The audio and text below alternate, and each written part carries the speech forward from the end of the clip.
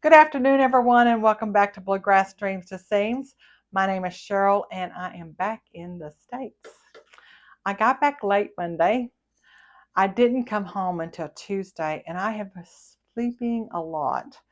It is taking a while for me to reset my clock back to Central Standard Time from London time. I am really tired. It's a 6 hour difference, and I felt every bit of it, and plus the travel. It was a whole day of travel coming home. Really, like my daughter said, that this day's just going to be horrible. So the way this video is going to work is you're going to see in this segment we're going to talk about yarn because I bought that in Iceland. So I'll talk about Iceland first, and then we'll talk about England where I bought the fabric and patterns and things like that segment. So if you want to fast forward to just the fabric part, fast forward, you'll see a little card that says fabric and you'll know that you're there. That's the only way I know how to do this.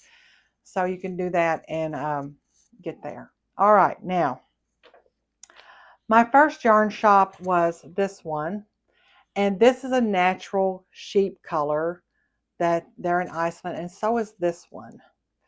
And what I wanted was to get a thicker sock yarn so I can make some thicker socks. So I'll knit this on a size 4 needle for those of you who knit and know what I'm talking about. Normally you knit socks on a 2. I use a 1 with fingering weight yarn. Fingering weight yarn is a little finer than this. This is more of a step above. What do they call that? I can't. Sport weight yarn. Okay. The second shop we went to, I was kind of hoping she'd have kits, and she did. So I'm going to insert a little picture here of her kit area. She had like several jumper style sweaters, and then she had this one cardigan. At least that's what I remember, it's cardigan. She had some ready-made stuff, which was awesome. I mean, if you don't knit, but you wanted to have a sweater from Iceland, it would be great to buy that. So she had that as well.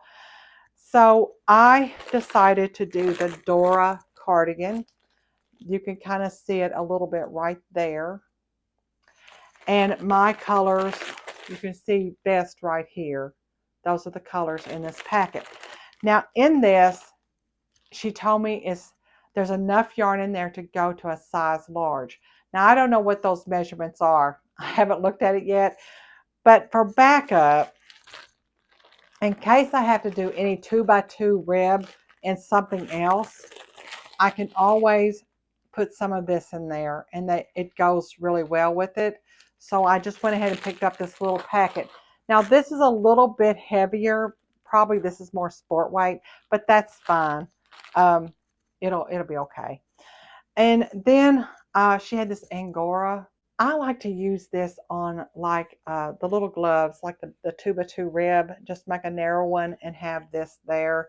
Probably would knit with maybe 2 at a time, 2 strands, to get it nice and thick and fluffy. I just love to do that. I think it makes them nice and dressy. Then my third shop, I also was looking at kits because she had some really pretty kits, but they all were for shawls. So I asked her about this one. This is indigo dyed yarn. So there's 6 of those in there. And she said, yes, I can show it to you. She showed it. I loved it. So I said, I'll go ahead and buy this kit. Of course, I have a friend here that loves blue. She said, now if that disappears, you know where to look for it. And I would too. I'd say, Linda. And I also kept going back to this sock weight yarn. This place is called Hispa. And I want to put some pictures here showing that she dyes everything herself. It's natural dyes. She had forged the day before, and she was actually cooking some of that. To get a depth of color could take 2 to 3 days. It's got to kind of cook down. And I just loved this. I thought that was so pretty. Now, it's not enough to make a pair of socks, but it is sock weight yarn. But I could work this in somewhere else on a different sweater if I don't have anything already purchased in my stash. I definitely could be on the lookout for other pinks to do this and do a simple cardigan. I could even take that cardigan pattern that I've got over here that I bought at the second shop.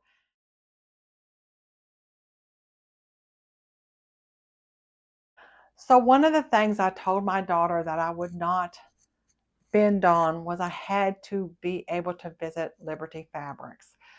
So she said, oh, not a problem. We'll spend not the first day, but the second day we'll do some shopping. And the first thing we went to was Liberty Fabrics. I was so happy to get there. And I bought 2 pieces of fabric. I bought 3 meters of each. And I know that Joann Fabrics did carry this one here, but I never got a chance to purchase it. So I purchased 3 meters of this one. And then back last spring, I think it was, Victoria Magazine had ran a picture, and I looked to make sure that I was right. But this is called Theo. This is Theo in the blues. They have one in the browns as well. And I thought, I want that to make me a shirt now because I see how cute that can be. And so I decided to get Theo in the blues because I have this sweater that I made a couple of years back, and I want to be able to have a nice lawn shirt to go underneath it. Out of the blue one, I think the berry print, I think I'm going to use this pattern. This is a Liberty pattern called the Cowboy Shirt. Had to have that. And I think I might use this one for my berry print. They show it in a floral, but I really think that would look good in it too. They also had this Nivian shirt in their, it's the Merchant and Mills. I found this in the haberdashery section of the store, and I wanted it because it has the same necklines that I've been using. Plus, you know, you could lengthen this. This is the dress version, I do believe. Yeah, there's a dress version and there's a shirt version. So probably it might not be long enough for me, but if it did, I'll lengthen it. Um, and you could belt that. That'd be so cute, belted, and doing some of that neat detail work that I'm wanting to do, fabric manipulation or lace work in there. So bought that. I would make it out of a solid fabric. Let's see. Also at the haberdashery store, I picked up a couple tools. I needed me a heavy ruler.